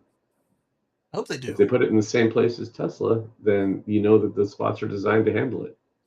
Exactly. Or worst case is maybe Tesla will ramp up the V4 dispensers. That way they've got the cable length so they don't. Actually, though, even then they might still grab the wrong end. But the Hmm. V4s I think are more centralized than the V3s, right? Where they're in the middle of the spot instead of closer to the Tesla charge port. Oh, um, I I don't can't know. recall. That's Yeah, yeah, you're Mr. Supercharger, you'd know. I'd have to look at the pictures. So I've only ran into one personally. Same as you. Yeah. Hopefully, Giga Buffalo starts churning them out on pallets instead of V3. Hmm. Uh, but this is All exciting. right. Well, I'm See out ya. of here. All Thanks, right. everybody. Have a good one. Take care. Bye. I imagine that the Volkswagen, the General Motors will be showing up next with these, and I'm excited for that. And hopefully we get some more answers. And as we get to see these deliveries arrive in the mail, we'll start to see how they actually function. Uh, how is it using the Ford Pass app and the on screen with the Tesla superchargers? How do they pay? Uh, what do they pay? These are all questions we all want to know. So next up, we've got Volkswagen has finally rolled out plug and charge on their 2023 ID4s. Those of us that have had plug and charge, like the previously the Lucid, and currently every Tesla, we know it's very convenient. Just and you're done. You don't gotta open an app. You don't gotta click anything in your car. It just works. So congratulations for VW getting plug and charge on the 2023 ID4s. And that's where I'll leave it until we find out how well it actually works, because it's been hit or miss all over the world. All right, so here I've got a tire rack is using a Rivian RV, RSV. What are they calling this thing this week? The Rivian van. They call it Rivian commercial vans now. RCV. I hear a gas mower. Apparently, one of my neighbor's yard grew. A lot of my neighbors have EV or EV have electric mowers, so it was a little weird to hear a gas mower. So anyway, first look at Tire Rack starting to roll out the Rivian commercial van, and here's the branding they're using. So mobile tire installation. This isn't sponsored, but Tire Rack is who I've bought like all of my tires from for the last 15 years. I like them. So anyway, there's Tire Rack mobile installation. Here we can see the back looks very much like the Amazon van, but without the Amazon logo. And there we see the side door.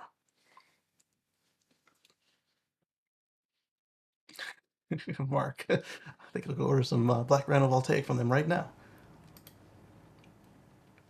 Next, we're going to talk about Revoy EVs. They promised to electrify diesel semis and in minutes. And this is something that I didn't want to talk about because it seemed not there yet. And I saw a bunch of truckers dismiss it. They said they'd much rather go with the name was drawing a blank for me all of a sudden, out of Canada, the hybrid electric.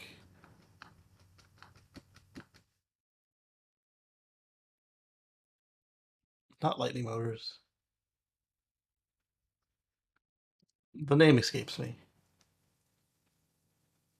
But this is a 250-mile range extender, but it doesn't count for the EV 2,000 bonus pounds.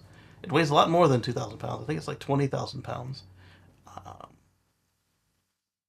I guess if you're the perfect use case for this thing, they don't sell them. It's a rental, and then you swap them out at swap stations, like the whole unit. Um, I like the idea, but I don't think it's going to be very practical on very many routes.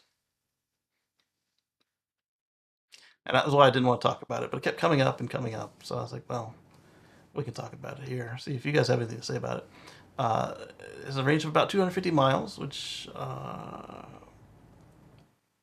it would be 250 miles electric, or I guess maybe more if you ran the gas with it rather than it push everything. 250-mile run, a truck getting 7 miles per gallon might burn 35 gallons of diesel, which would be at $4 a gallon or $140. And then the way that you pay is you pay on the the diesel saved. So a good portion of that goes back to them, but obviously for it to be worth it, you need to realize some savings as well. I just there's an electric take on it now. I don't know if there was one when I first found it. Where do we start? On one hand, the Revoy EV is very much not vaporware. This is a thoroughly conceived, well engineered, and seemingly well funded effort. Where we go? Uh, on the other hand, the concept itself seems deeply flawed. The first major problem with the Revoy EV is its weight. The electrified trailer weighs in about 22,000 pounds, according to the company, which is 2,000 pounds. Uh, according to the company, is 2,000 pounds lighter than the previously mentioned Volvo Electric and 6,000 pounds more than a Freightliner e-Cascadia. National rules say that without a special permit, a semi-trailer and truck it's hauling can't collectively weigh more than 80,000 pounds in total. Or if it was a real EV, like pure EV from the factory, you would get 2,000 bonus pounds. This isn't that. Worse, the Revoy doesn't fit into any special legal loopholes which can make that mass go away because Revoy isn't a ZEV. It doesn't even get the extra 2,000 pounds gross vehicle weight rating allowance that a BEV gets. That means that adding a Revoy trailer to your rig effectively negates your ability to haul 22,000 pounds of the stuff that you know are actually being paid to haul.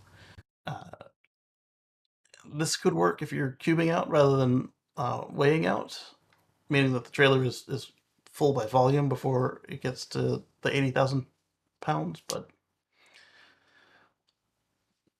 I don't know that this can be supremely successful. It's a good idea, and if it gets lighter or if they start to integrate it in directly into the tractor, that would work better. There are tractors with 3 trailers running all around the western U.S. This is effectively 2 trailers. I don't see that aspect as fundamentally flawed. Regarding the weight, the article says 2/3 of trucks could handle the weight, being that the system is so easy to swap, share, remove. You could imagine one unit having near 100% uptime. Maybe. Finally, there must be many businesses that run the same predictable underweight routes. Yeah, that's what I'm saying. It's not impossible for them to. It's just not a general solution. And they've also said that if they're not going to save you any fuel, they're not going to be pursuing you as a customer. Um, Finally, they can make sure that these are well utilized and often charged overnight at commercial electric rates. Gogoro for semis. And we're going to talk about Gogoro this week as well. Uh, Potential safety risks, weird handling. I don't know where I stand on this. What do you guys think about it? And while you tell me what you think about it, I'm going to go on to that EV girl on X. She says, electric vehicle range seems to be on everybody's mind, but almost nobody talks about consumption. A car with 300 miles range and 150 kilowatt hour battery costs double as much to operate as a car with 300-mile range and a 75 kilowatt hour battery. How much energy your EV slurps up per mile matters. And yes, this is true. There are gas guzzler EVs. I drive the second or third worst fuel consumption EV available for 2022. I didn't look after that. I only get 89 miles per gallon equivalent. If I had more fuel economy, I could get by with a smaller battery, or I could go further with the one I've got. Same thing that I did look at when I bought gas. I would always get the most fuel efficient combustion car I could get, and then I switched to hybrids. Got the most fuel efficient one I could get. When I was doing around town commuting, I chose a Prius. When I was doing highway commuting, I chose a Civic Hybrid because the Prius wasn't really tuned for highway driving at the time. This same concept applies to EVs, and you would save on weight and you save on cost by getting a car that's more fuel efficient than a manufacturer that just slaps a bigger battery in it. So I'll paste her whole piece in the chat.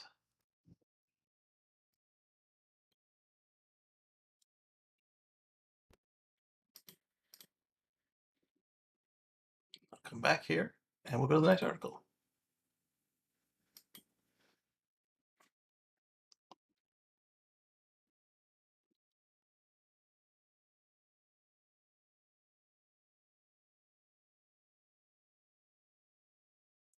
All right. Michigan approves Tesla supplier's nickel exploration lease. The Michigan Department of Natural Resources has approved a mineral lease for Talon Metals to explore for nickel deposits under 23,000 acres. And this is what I was talking about with the ability for us to find uh, solutions for our metals that we need for our batteries, etc. locally. We've got Canada; they've got a lot of nickel and cobalt. If you still use a formula that needs cobalt, and so we don't necessarily need to be going overseas to get our metals. That's the message right there. Da, da, da. All right, this is not a recall, but it's also kind of a bulletin, I guess. The Tesla Cybertruck wheel covers cause unusual wear and will be redesigned. So right now, if you're getting a Cybertruck Foundation series, they're shipping it to you without wheel covers. And even though they changed these to rubber from the prototypes to the stock version, even the rubber was causing rubbing on the sidewalls. So here we go again. See what they're going to do.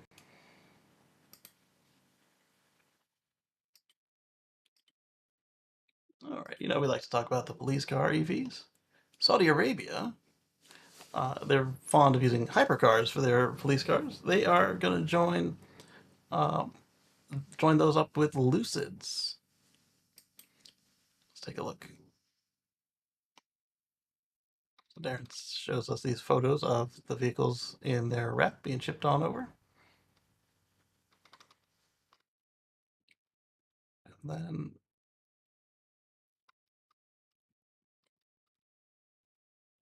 there are other photos that show them already out of the bag and with the lights going and stuff.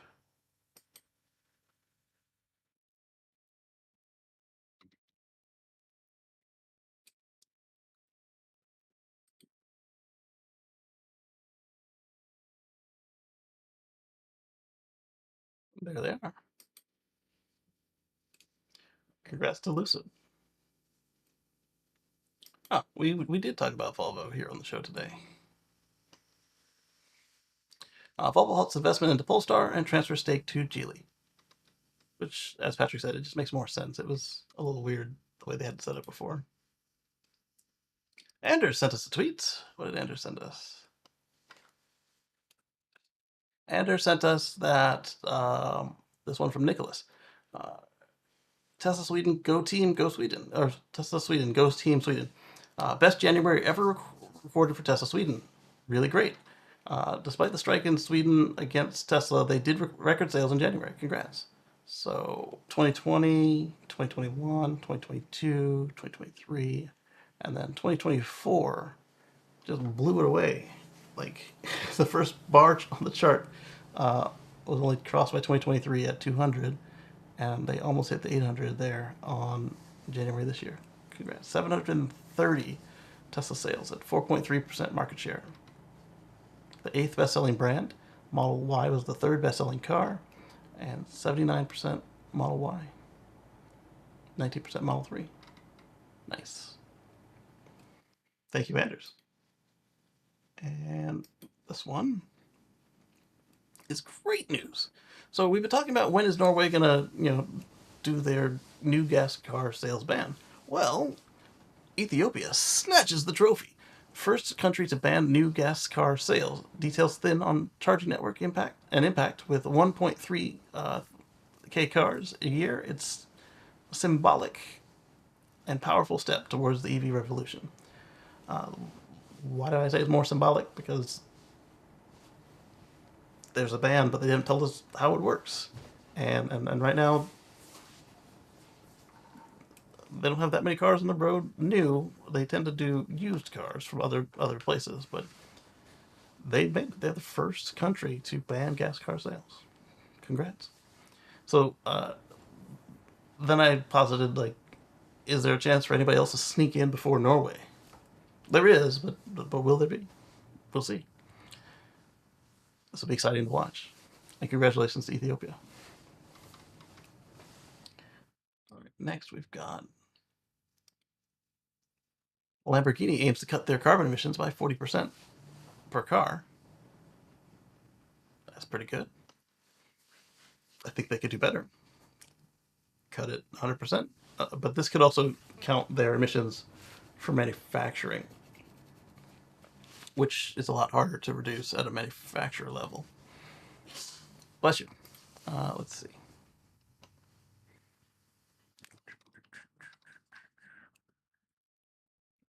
Reduce enterprise emissions 40% because yeah, so they're talking 40% per car for the company. That's more admirable. That's very much like we saw with Microsoft saying, let's roll back all the carbon emissions for everything we've ever done, including the customer servers and customers' computers. That's ambitious. And then unfortunately, we've got Tesla is sued by the California counties over hazardous waste. From what I could understand about this, we need to wait and see for it to develop. They're accused of putting the wrong labels on some stuff, like throwing lead acid starter batteries or computer batteries into the wrong landfill. Um, what else did they do? They said they were disposing of diesel in the wrong containers. Again, mislabeled. It says they've settled, so I don't know if you're being sued and settled, or if the settling was about the previous time that they did something similar to this. But if anybody comes to you about, oh, Tesla's not as clean as they say, this is what they're talking about. There's a suit saying that they are improperly disposing of stuff. We'll see. And finally,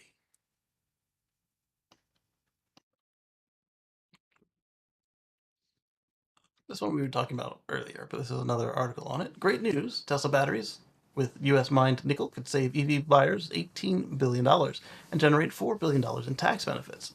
This shows clean energy can be good for both the environment and the economy. Ignore the doom and gloom. EVs are the future. So, with that same exploration that we were just talking about before over at Talon, uh, we could see a $4 billion tax benefit to the local economy, according to Bentley Allen, an associate professor at political science at Johns Hopkins University.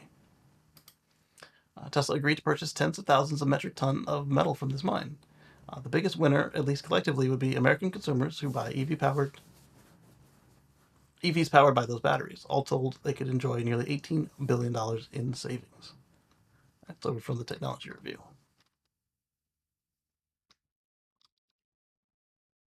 I'd rather those have those materials produced in the U.S. At least there's some basic oversight and accountability. That's assuming that they get them from someplace that doesn't have these things otherwise, which is a very real possibility. Benefiting people billions in savings would be the most significant aspect of this expansion for Tesla. Yeah. So with that, I want to thank everybody for your time today. I want to thank our lovely channel members in the chat here for their monetary contributions. They help pay some of the bills that this generates. And I will catch you all on the flip side. And we'll see you on Wednesday on the Tesla Live Show.